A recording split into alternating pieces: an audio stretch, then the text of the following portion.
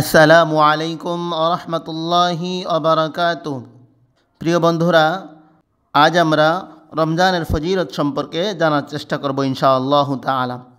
মুসলিম শরীফের 2763 নম্বর হাদিসে এসেছে, রাসূল করিম সাল্লাল্লাহু আলাইহি ওয়াসাল্লাম ইরশাদ করেছেন, কুল্লু আমালি বনি আদম ইদাআফুল হাসানাতু বিআশরি আমসালিহা ইলা 700 ضعফিন قال الله تعالى إلا الصوم فإنه لي وأنا أجزي به يدع شهوته وطعامه من أجلي। মানুষের প্রত্যেক আমালের প্রতিদান বৃদ্ধি করা হয়। একটি নেকির সওয়াব 10 গুণ থেকে 700 গুণ পর্যন্ত বৃদ্ধি করা হয়।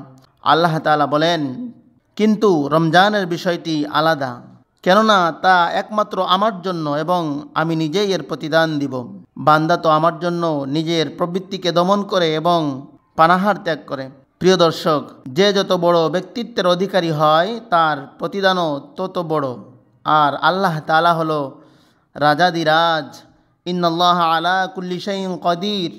নিশ্চয়ই আল্লাহ তাআলা সমস্ত ক্ষমতার অধিকারী, সমস্ত রাজা বাদশার রাজা। তিনার প্রতিদান কত বড় হবে একমাত্র তিনিই জানেন। আল্লাহ তাআলা আমাদেরকে রমজানের প্রতিটি রোজার পরিপূর্ণ হক আদায় করে রোজা রাখার তৌফিক দান করুন। আমিন।